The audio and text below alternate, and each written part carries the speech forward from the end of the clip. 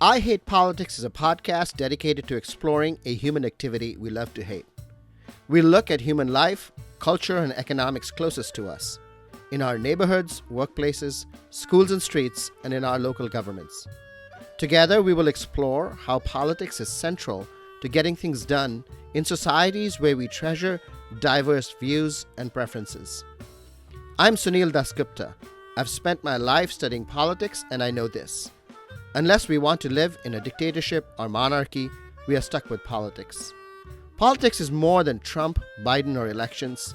It's how we fix potholes, make our streets safer, where we put our schools, and decide who goes to them. It's about coming together as a community. It's about us. Let's go find those stories.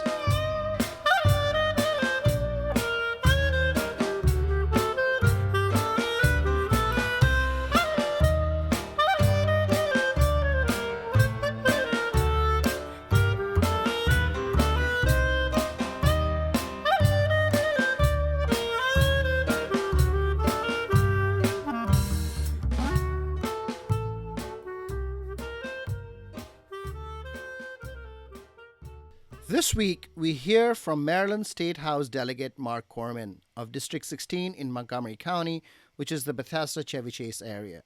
He is also the chair of Montgomery County's House Delegation and the chair of the Transportation and Environment Subcommittee of the House of Delegates. He sits as well on the House Appropriations Committee. He is considered by many to be a transportation nerd, and he has strongly opposed Governor Larry Hogan's plan to add toll lanes to suburban Maryland interstate highways. The plan, which once included tolling the entire beltway, has faced great deal of opposition and has been reduced to tolling the southern end of I-270, the arterial that goes through Montgomery County. Last week, Governor Hogan engineered a reversal of opposition he had faced in Montgomery. Of the 9 county council members, 5 came out in support of adding toll lanes to I-270 based on a promise by the Hogan administration to support a bus rapid transit system in Upper Montgomery County. Korman has emerged as a leading voice opposing the governor and now the 5 council members in his home county, including Andrew Friedson, whose council district contains Korman's legislative district. Also in this episode, a Maryland Democratic Party memo prohibiting the party to have any contact from publicly financed candidates for office in Montgomery County. Maryland Democratic Central Committee member Scott Goldberg explains. Music for this episode comes from Seth Kibel, a Washington, D.C. and Baltimore-based woodwind specialist, music producer, and arranger with an astonishing range from blues and jazz to klezmer and reggae. He performs with several bands including the Alexandria Klestet, Bay Jazz Project, Music Pilgrim Trio, and the Natty Bow, and has been the winner of 28 Washington Area Music Awards, Whammies they are called. Songs for this episode come mainly from his 2017 album, Seth Kibel Presents Songs of Snark and Despair, which he wrote in response to the 2016 presidential election. I'll be back with the news roundup.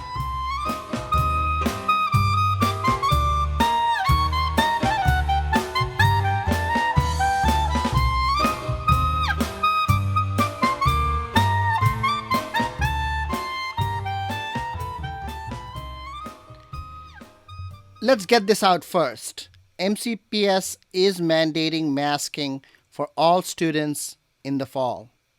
The American Academy of Pediatrics came out on this first. CDC has now come out in support. Many teachers and parents will be relieved, but it will be interesting to see how MCPS chooses to enforce the rule. The return to school is going to be just as dislocating for students as it was to stop last March. We are going to need a lot of grace all around. Prince George is mandating masking, by the way, and in Virginia, Governor Ralph Northam is proposing to use $500 million from federal infrastructure spending to upgrade HVAC systems in schools across the state of Virginia. If you're really concerned about Maryland's competitiveness as a place to live, look here first. Back in Maryland, Montgomery County Council passed a zoning text amendment to allow 5G wireless repeaters to be installed on existing utility poles closer to family homes than was allowed previously. The change became charged when resident groups argued that the technology is not safe and mounted a vociferous campaign. The FCC, the Federal Communications Commission, which regulates wireless technology, has said that the technology is benign. County Council also approved a business improvement district in downtown Silver Spring. A business improvement district earmarks property taxes from a location for use in that location. And this money can be used for business promotion. Prior to this change, Silver Spring had a county managed urban district designation where local businesses felt they had little control over how the area was promoted. The Silver Spring bid, as it's known for short, was opposed by Council Member Will Juando and County Executive Mark Elrich because the governing board of the new entity would be dominated by big businesses in the area such as United Therapeutics, Folger Pratt, and Peterson companies who came up with the bid proposal. Folger Pratt and Peterson, incidentally, were associated with revitalization of Silver Spring a decade or more ago. I'm unclear about the amount of property taxes that would be redirected to the new bid. We will probably do an episode on this at some point, but right now, the Silver Spring Urban District is being funded by parking fees and some property taxes. Montgomery County made several changes in high-level county offices. Earl Stoddard, who headed the county emergency management, moves over to the county executive's office as assistant chief administrative officer. He takes over from Carolyn Sturgis, who moved out of the state recently, and he will be handling emergency and health and human services. County Executive Mark Elrich also appointed new regional service directors. This is a complete overhaul, and all four are brand new. Catherine Matthews, Riamberto Rodriguez, Luisa Montero, retired, and Ken Hartman, the Bethesda Chevy Chase Regional Services Director, has become the Director of Strategic Partnerships for the County Executive in his office. In their place, Luisa Cardona takes over the Mid-County office, Gregory Wims in Upcounty, Jacob Newman in Silver Spring, and Peter Fosselman in Bethesda Chevy Chase. The Regional Service Director is an interesting high-level county government position that serves as a local unelected mayor connecting residents and businesses to county government and being the eyes and ears for county leaders in those four areas. Just about a month ago, on June 22nd, the Maryland Democratic Party felt compelled to issue a memo prohibiting contact between party and publicly financed candidates for office in Montgomery County. I asked Montgomery County Democratic Central Committee member Scott Goldberg about what it means. The Montgomery County Council passed public financing that was first used in the 2018 election. So candidates for the county council, as well as county executive, if they qualify under certain conditions, will get public taxpayer funds to run their political campaigns. So the Democratic Party is 100% a proponent of fair, transparent elections. So the memo that you mentioned describes how the party can interact with these publicly financed candidates. So to explain it in really simple terms, Montgomery County takes its taxpayer funds. If a candidate qualifies, the money goes into the candidate's campaign account to be used for their election. What the intent and law specifies is that money can't be spent to support political parties. Okay, that's a very reasonable thing. It's taxpayer money. It shouldn't go to be supporting either of the two main parties or any of the smaller parties. Is it the intent of the memo, it seems, was to prevent party funds from being used by candidate, not candidate funds being used by the party, Sure. right? And so can you speak to that part where, the party is sort of conscious of, how candidates may use common party funds for their own particular purposes? Where is that problem? So, and since this is a primary, I've gotten a lot of calls and emails about it. I feel there's little or no controversy at all because the party, whether it is the state party or the county parties or the city of Baltimore or even local parties, by our own rules and bylaws are prohibited from supporting candidates in a primary. So until June 28th, we're not going to support any Democratic candidate. Whoever become the nominees on that date will get our wholehearted support in the general election. But if there was a candidate who did not take public finance, then the party can coordinate. No problem, right? That's my understanding. And the Montgomery County Democratic Party put a lot of thought into this. And we had been, any candidate who wanted to advertise their event on our calendar and in our newsletter, we would include it. When we received this memo, the decision was made to not, in fairness, to not advertise the fundraisers or events for any candidate, either publicly financed or traditionally financed, until this situation is resolved, whether there's a legal interpretation that's different or a legislative fix that's implemented that clarifies or changes this situation. I'll be back with Maryland State House Delegate Marc Korman.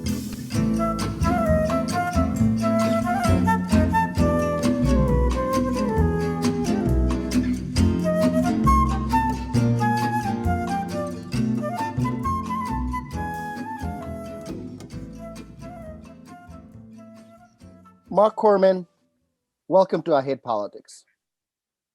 Thanks for having me on. What is your disagreement with the Hogan administration over the I-270 toll lane project?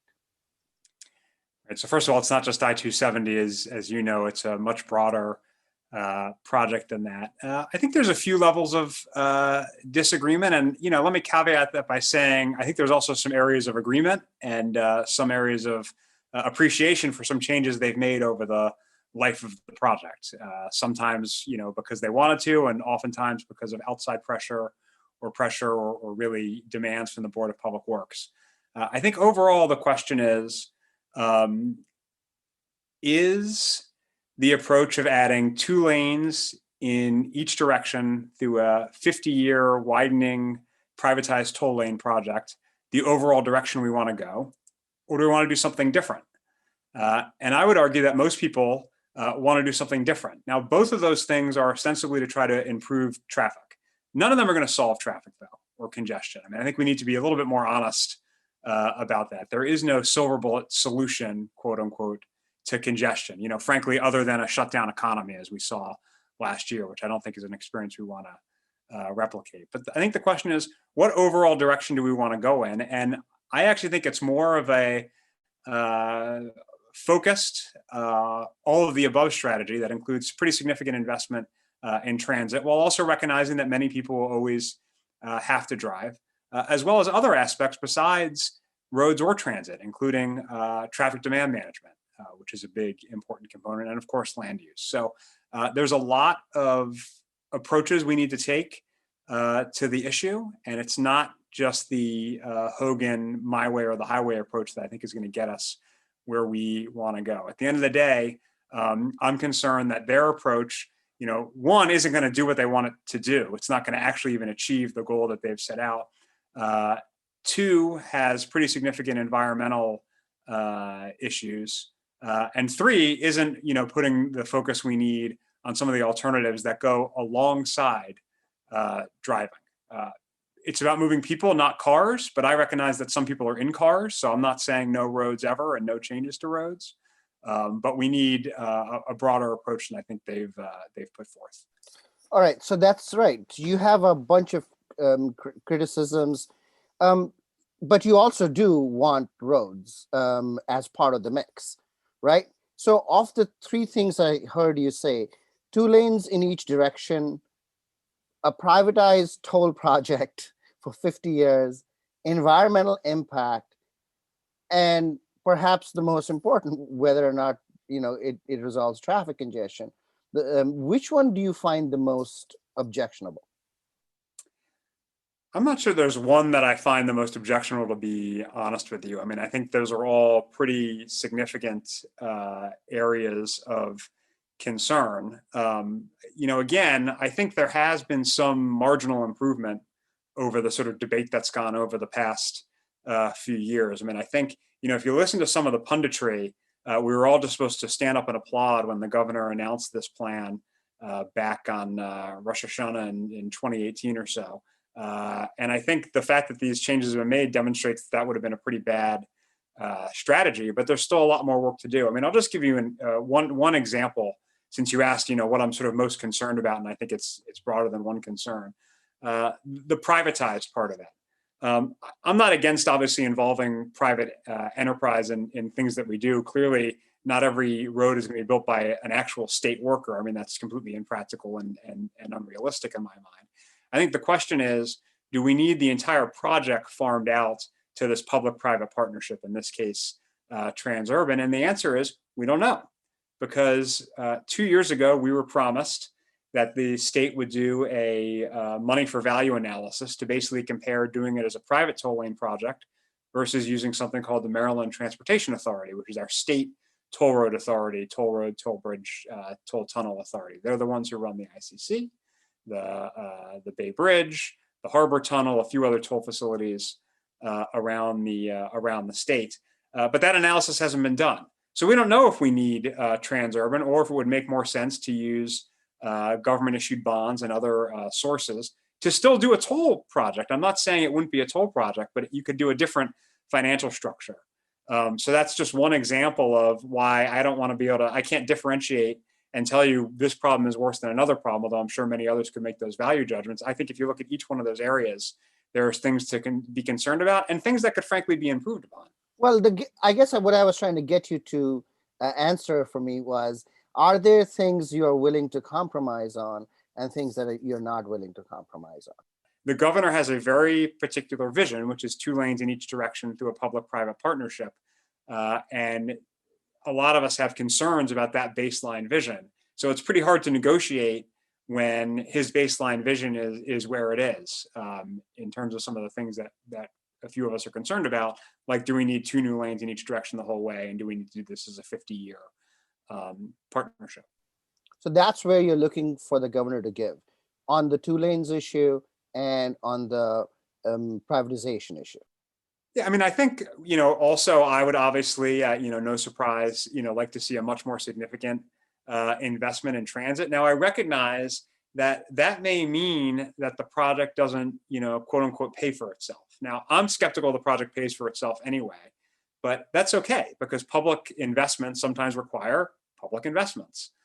So if we're serious, we may need to look at a further reaching transit investment tied to this that maybe can't only be paid for with the toll revenue. Let me give you an example. One of the things we hear a lot about is that the buses, mass transit buses, will be able to use the toll lane. Now, that was not announced in the original conception of the project, but is something that over the past year and a half, maybe 2 years, the Hogan administration has come to talk about quite a bit. I mean, that's become one of their major talking points about this project. And that's a good thing. I think mass transit buses, as well as HOV3, high occupancy vehicle 3 carpools, using the lanes is a very positive thing. The problem is, who is going to pay to operate those buses? There's no plan for that. So it's great if the buses can go over the American Legion Bridge, but you also need to pay for the operation of the buses. And that is not something that's been committed to, either out of the toll revenue or through our Transportation Trust Fund by the Hogan administration. So there are other things like that where I think we need a much more significant investment on the transit side. If we're going to do something on the road side, those things should be coupled together. So the Hogan administration in the last maybe few weeks has made a major push for its plan, and it has turned a number of counties around saying that they will, get projects from the money that, they are supposedly, would get from the toll lane project, including in Montgomery County, which had actually opposed the 270 toll lane expansion quite vociferously. But now he seems to have turned a lot of county leaders here and in other counties. What do you think is going on there? Yeah, I mean, I'm not going to comment on specific county leaders. Many of these folks are my colleagues and allies on many issues, and I think they'll have to articulate for themselves, what they did and why they did it. But we had a transportation planning board meeting the other day, which is this regional body that, among other things, basically sets the long range transportation plan for the region to be eligible for federal support, whether that's federal funding or NEPA, environmental approval. Other things like that, you need to be in this long range plan. So that was sort of the key issue that focused the governor over the past few weeks was that vote. And I'll just share with you what I shared with my colleagues on the TPB when they were voting. And what I said was, if you're changing your vote on this project because of new promises that have been made by the Hogan administration, that's a mistake, because there have been no new promises. And we can talk about that transit one you mentioned in a second. If you're making a change in your vote because other projects that have existed have been threatened by the Hogan administration, that's also a mistake, because the projects the governor threatened are ones in his budget he's already not funding. These are projects in his 6-year transportation budget that have $0.00 budgeted or planned for them. And then, of course, if you're doing it for political reasons because you don't like dark money PAC ads, that's obviously the worst reason to change your vote. So I'm happy to talk about any of those. I mean, in particular on the sort of transit funding promise that you let's talk about it. Let's talk about that's that. Not new. I mean, that idea has been around for quite a while. Not idea, that guarantee from the Hogan administration has been around for quite a while. I mean, I can show you a letter from February 2019 where the Hogan administration said they will fund the Corridor Cities Transitway. They didn't define what that would mean, how much money and what would be involved and when it would come in the letter, and they still really haven't done that. They said that in 2019. At 2020, before the Board of Public Works, Secretary Slater pledged that there would be memoranda of understanding between each affected county and the Department of Transportation to determine how to use toll revenue for transit. So those things existed previously. So I'm not quite sure what made people change their vote or their view on the project now, because there certainly have been really no new promises or guarantees made. There was sort of a restatement of existing promises, and I just don't think those promises are enough. Although they're certainly welcome. I mean, they're not bad. They're not bad things, but they're not new, and they're not enough. Okay. All right. So, there's part of the project is about 270, and the other part is about the American Legion Bridge, right? In your mind, in your sense, can those two things be separated? Or are they connected like the Hogan administration wants them connected? Yeah, I mean, certainly you can segment the project in lots of different ways. I mean, the Hogan administration a year ago would have told you there's no separating 495 East from the American Legion Bridge. And then lo and behold, a month or two ago, they announced that they were separating 495 East from the American Legion Bridge. I mean, I think there's a lot of different sort of issues percolating. Again, another thing that you didn't hear much about when this project was first announced, but is now sort of the number one issue the Hogan administration cites, is the useful life of the bridge. There is a day and time where the bridge requires either a redecking, which buys you a little bit more time, or a full-blown replacement, which buys you, another 50, 75, 100 years. We hear a lot about that now, about the need at some point, although exactly when is not fully defined, the bridge needs to be structurally dealt with. I take Secretary Slater at his word on that. I mean, when he was at the State Highway Administration, he oversaw one of the most highly regarded bridge maintenance programs in the country. So if he tells me that bridge is nearing the end of its useful life and something has to be done there, I believe him. I'm not sure that necessarily means we need to build 2 new lanes and take over 2 HOV lanes on 270 in order to make sure the American Legion Bridge remains safe. So certainly those 2 things can be divided. So why are they not dividing it? And can you introduce legislation to divide it? Yeah, so I mean, we could talk about the legislative route. I mean, I would say it's a little bit difficult to manage transportation projects by statute, although we've tried to do some things. I mean, the Hogan administration has made a number of promises, as I've said, many of them very positive. I've had a bill the last two legislative sessions, it's passed the House both times, not the Senate, basically called the Promises Act, that would lock into statute those promises. It's not how I would do the project. It doesn't break up the project. It doesn't say more money for transit. It just would put into law the promises the Hogan administration has made. And they've worked against that legislation. They haven't outright opposed it, but they've sort of quietly worked against it. And that causes me great concern when it comes to the desire for negotiations, because if they won't be locked into their own promises, it's very hard for me to take seriously what they tell me at the negotiating table. In terms of breaking them up, I mean, yeah, you could do that. I think there's other things that folks might want to look at in terms of prioritization. I mean, to me, and not all my allies and friends agree with this, but to me, there's a better case to be made for acting on 270 north of 370 than there is south of 370, because south of 370, it's already 12 lanes, right? 6 lanes in each direction.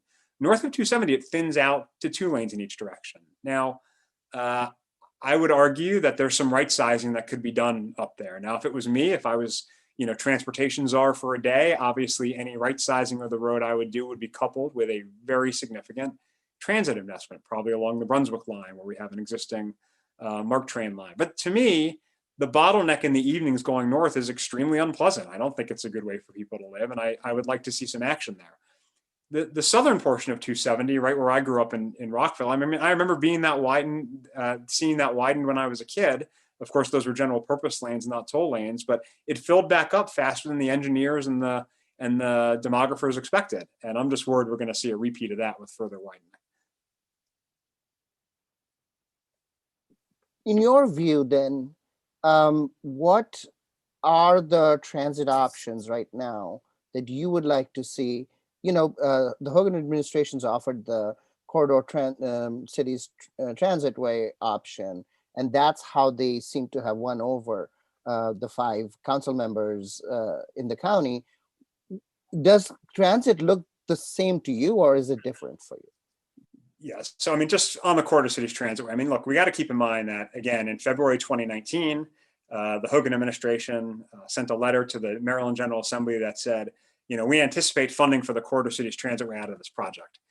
7 months later, when the draft transportation budget came out, the corridor cities transitway had been removed entirely from state planning for transportation. So I'm very glad that they sort of made a rhetorical promise to Montgomery County about the corridor cities transitway. I think it's a worthwhile project, but it should have been stapled to a budget amendment, actually putting some money towards the corridor cities transitway, because we still don't have a real sense of what it is they're willing to do on the corridor cities transitway, other than say nice things about it.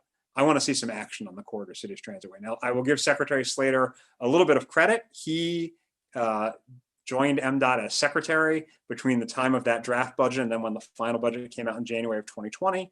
And he put the corridor cities transitway back in. He didn't fund it, but at least he put it back into the planning. So that's positive. But we need more than a page in a budget with a bunch of zeros. We need some actual resources and much more detail about what they're willing to do. The corridor cities transitway is part of it.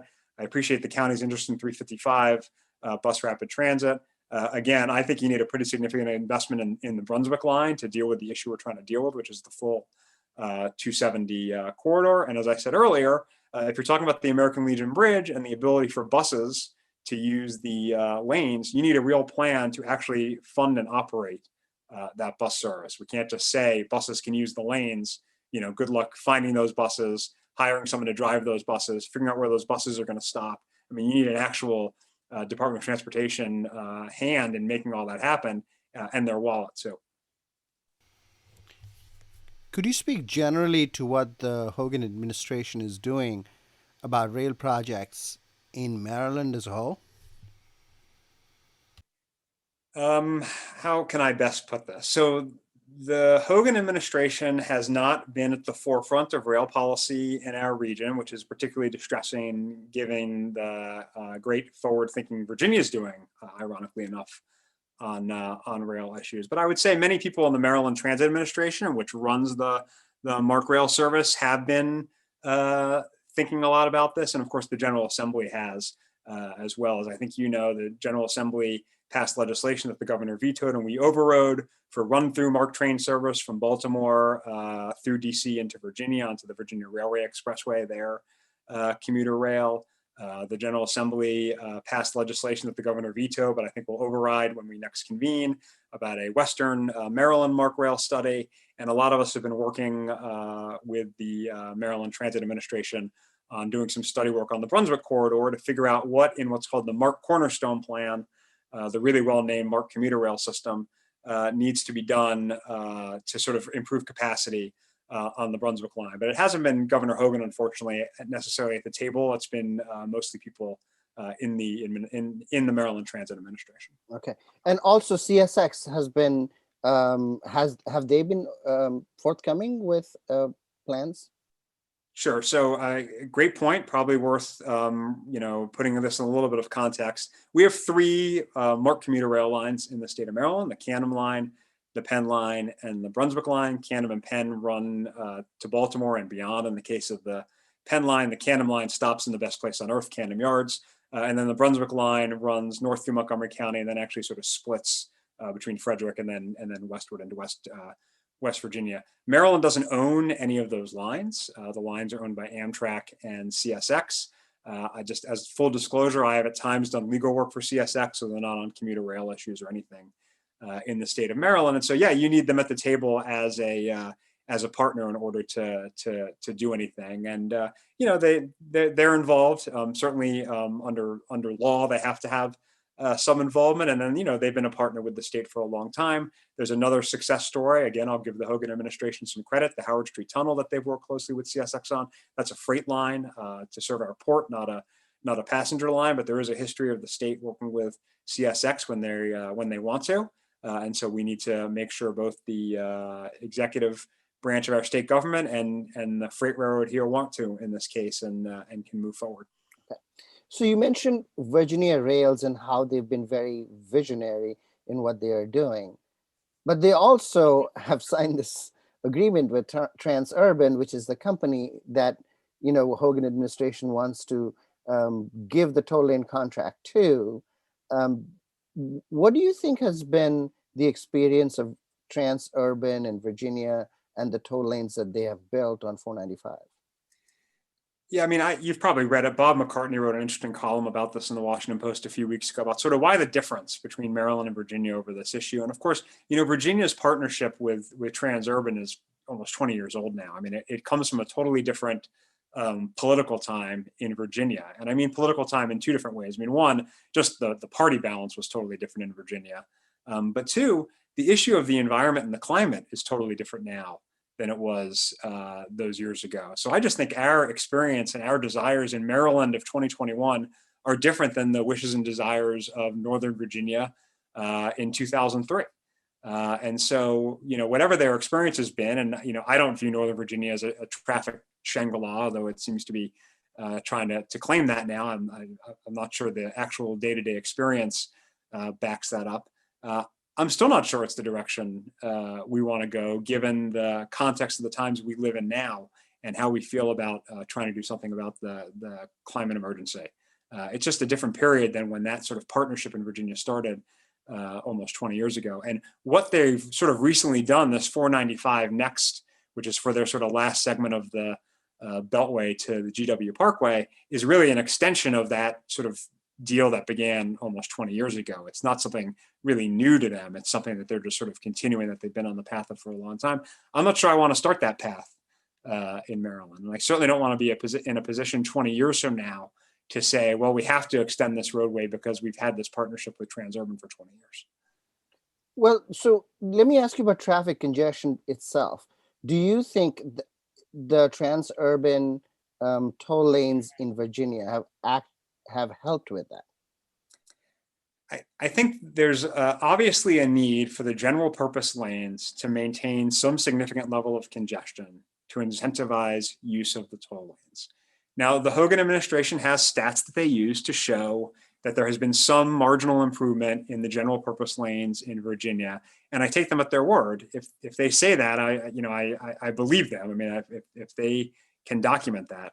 but I don't think that is necessarily as effective or as future oriented as if we put a similar focus on transit or, again, traffic demand management and land use. We had a hearing in the House Appropriations Committee during COVID with the Transportation Institute at the University of Maryland.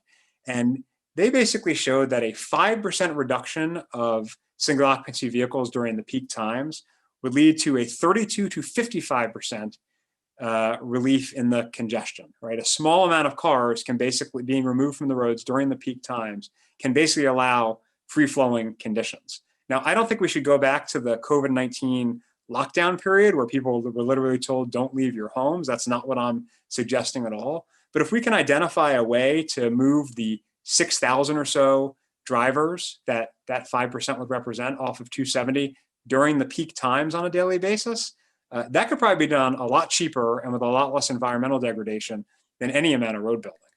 Do you have any ideas how to do that? I mean, are you going to, is the state going to encourage telecommuting, for example?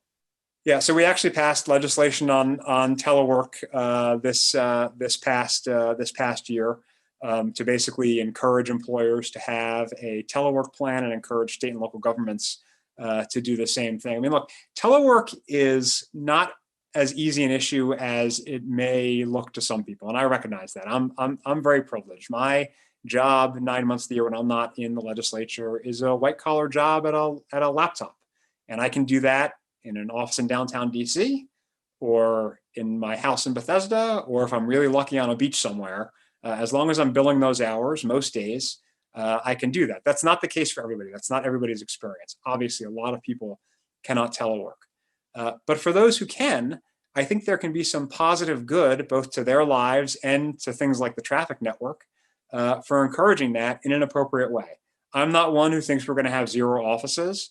I think we're going to have more of a mix where you might go into your office if you're an office worker 2 or 3 days a week, and then telework the other days of the week. It's still great to have that interaction. It's great to get out of your house sometimes and at least see the sun while you're walking from the parking lot or the train station to the office building. It's nice to see people in the cafeteria and so on. But it's also nice for traffic if not everybody is getting on the road at 8:15 every morning or 7:15 every morning, and then 5:15 or 6:15 in the afternoon. And hey, by the way, I also got to drop my son off at extended school year this morning because I wasn't rushing to get on the train to go downtown to my day job. I was able to just go upstairs and work after dropping him off. There's some value to that. About the American Legion Bridge, going back there, do you think there'd be, so we haven't talked really about environmental impacts. And there's Plumbers Island there. There are other serious environmental impacts there. Where are we with understanding the environmental impacts of this expansion? What are the next steps that I think the Hogan administration would need to take? Sure. So, I mean, frankly, it can be quite confusing because there's a lot of different sort of simultaneous actions going on that aren't necessarily interconnected, although they all relate to sort of the same end project. For example, the Transportation Planning Board was a whole new sort of line on this that was not even on anybody's radar until about a month ago. The two most common processes that we talk about are the public-private partnership process, that contracting process with Transurban. That's going to go before the Board of Public Works again, probably sometime in August. And then what you just referenced, which is the environmental review process, which is really a separate process, although no construction can begin with that P3 contract until the environmental review is done. A draft environmental impact statement was published last year, maybe early this year. Comments were put in on that. The Hogan administration, because of the change in the footprint of the project, will be putting out a supplemental environmental impact statement in the not too distant future in hopes of getting to a final environmental impact statement sometime next year. I'll say about that supplemental environmental impact statement, of course, it will be interesting, but the affected areas aren't really that different than what was in the broader draft environmental impact statement. So if you want to look at sort of what are the potential impacts to Plumbers Island, that's in the draft environmental impact statement. I don't think anything about the SEIS, the supplemental environmental impact statement, is necessarily going to change the impact on Plumbers Island, because both the supplemental and draft environmental impact statements both anticipate the same sort of footprint on the American Legion Bridge, right? So those impacts are, already sort of articulated out there. Obviously, what could be done for the final environmental impact statement is further plans on how to mitigate any of that harm. So the impact statements come from the state and go to the federal government? Is that how it works? It's kind of a partnership. There's a lead federal agency, Federal Highway, that works with our sort of lead state agency, the Maryland Department of Transportation, to sort of move the process forward. The Federal Highway Administration has to, sort of sign off on the final environmental impact statement, but it's kind of a partnership between the state and the federal government. And there are a lot of other agencies that are involved to varying degrees. The National Park Service has a role. The U.S. Army Corps of Engineers has a role. At the state level, as Park and Planning has a role. So there's a lot of different sort of parties that are sort of consulting parties on an environmental impact statement, but the sort of bulk of it is moved along as a partnership between the State Department of Transportation and Federal Highway. And once a final environmental impact statement is signed and by all these parties, construction can begin. Yeah, the way it's envisioned is the public-private partnership agreement will go before the Board of Public Works this year. That is a product developer agreement. And through that, Transurban will then begin to develop the individual sections for construction. And those section agreements also go before the Board of Public Works. And those can't actually begin construction until the final environmental impact statement is complete. So even though the partnership with Transurban will be signed, sealed, and delivered before the EIS is complete, barring some strange circumstance, no actual construction can occur before the environmental impact statement. Well, this seems backwards to me, right? In a way, is this normal for the rest of the country that we do the sign the commercial contract before we do the environmental study? It's certainly different than how we did it with the Purple Line, which had a lot of problems and still does, but I think the problems that we've had with the Purple Line are not solved by this approach. They're probably worsened by this approach because we're signing the contract when we know even less than we did in the case of the Purple Line. In the case of the Purple Line, the final environmental impact statement was done before the P3 process began. In fact, at one hearing in 2020, Secretary Slater said that no contract would go before the Board of Public Works until the environmental impact statement was done. Now, he later either retracted or clarified that, depending on your point of view, to say, oh, he meant no construction contracts. But certainly many of us think it would be the better course to finish the final environmental impact statement before deciding whether or not something makes sense as a public-private partnership. I'll just give you a very practical example taken from the Purple Line experience. Because the final environmental impact statement was done on the Purple Line before the private party was brought in, the private party had no say in whether or not the crossing of Connecticut Avenue by the Purple Line would be at grade or over Connecticut Avenue. And in some of the environmental documentation, it was an option for it to be at grade. That was discussed, that you would have trains actually crossing Connecticut Avenue during rush hour at grade. That is not an optimal design from my point of view. It may be a much cheaper design and better for a private partner. But the state decided, with the Federal Transit Administration in that case, to make the final design have a not at grade crossing, a crossing over Connecticut Avenue. That's the kind of detail that you have at the end of the process with a final environmental impact statement. In this case, we're sort of handing things off to Transurban before we have that level of detail. And I'm not personally a fan of that. I will say, because I don't want to make any misleading statement here, that other states have done it in the same order that the Department of Transportation is doing it with this project. So it's not unprecedented. It may be ill-advised, but it's not unprecedented to start the P3 process and partnership before you finish the environmental review. Marc Korman, thank you for coming on I Hate Politics. I hope you'll come back. There's a lot to discuss about transportation. Thank you so much for having me.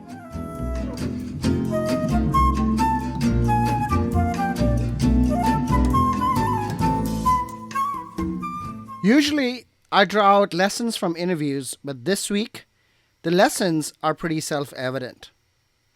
The next couple of weeks, as my family and I visit the only vacation spot by the water we could afford, we are going to release 2 candidate interviews, Brandy Brooks and Kristen Mink, both running for at-large seats on the Montgomery County Council. We have several other candidate interviews lined up. If you are a candidate or have a favorite candidate, please reach out at ihppod@gmail.com or on Twitter at ihppod. I'll be back with Andrew Saundry and his Upcounty report. Hey, Andrew, how are things Upcounty? Good, Sunil. Thanks for asking. This week, I wanted to talk about the Lake Whetstone fiasco and the broader picture it paints. Oh, I heard about that. Yeah, it was all over the local news for a couple of days because there was this whole funny situation where the entire lake was accidentally drained. And it's important to note, though, that there are actually no natural lakes in the state of Maryland. So because all of the existing lakes are artificial, you could probably drain almost any lake in the state because they've all got these similar drainage valves. I know that Lake Seneca, which is the one that I live close to up in the Germantown Boyds area, is technically a reservoir. So it definitely has a drain and could be drained like that. What happened? What led to this? Well, the Montgomery County Department of Environmental Protection, which manages and restores all of the bodies of water throughout the county, had scheduled maintenance on the Lake Whetstone Dam, which is an earth embankment dam, and it's got what are called tow drains in the bottom of it. There are these little drains in the bottom that collect seepage in the water through the dam, and over time the drains start to corrode, and so they need to be replaced. So the department contracted a company called Triangle Contracting to drain the lake by about 4 feet so that they could access and replace those drains. The contractor, however, forgot to close the drainage valve over the 4th of July weekend, allowing a little bit more than 4 feet of water to escape.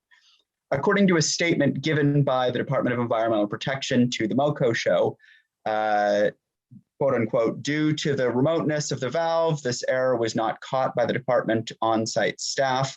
The department has issued a violation notice to the contractor and have updated our processes and notification requirements regarding performing any lake valve work to prevent this accident from happening again. So does this happen very often? I couldn't find any evidence that has ever happened before in Montgomery County, to be honest. I did a lot of searching and I just couldn't find any information to indicate that that was the case. The county does has this comprehensive stormwater management plan, which services 9 watersheds and dozens of sub-watersheds throughout the county. Whetstone is in the Seneca Creek watershed along what's called Middle Great Seneca Creek, which has the second most number of active and recent restoration projects after the Anacostia watershed. We should do a longer episode on the watersheds. But has this caused any serious damage to the environment in Montgomery Village where Lake Whetstone is? Fortunately, it appears that all of the wildlife escaped downstream along with the water, so there aren't any dead fish or turtles or anything lying around. The Montgomery Village Association expects that as it rains, it'll return water to the lake, which has sort of been borne out over the past couple of weeks now. So no, it shouldn't be harmful to wildlife, although the lake will have to remain about 4 feet shallower than it usually is as the repairs are underway. In the meantime, the Montgomery Village Association has called on teams of trash collectors to go and collect all of the now visible litter that's scattered along the lake bed. So actually, this might be good for the environment in the long run, even though it's a bit of an eyesore. When you say teams of trash collectors, you mean volunteers, right? Yes, volunteers. Okay. How long will it take the lake to fill back up? According to Fox 5 local news, about 6 months. Wow. What'll Montgomery Village do in the meantime? Without Lake Whetstone, all they're left with is mud and wet stones. Funny, Andrew. Thanks.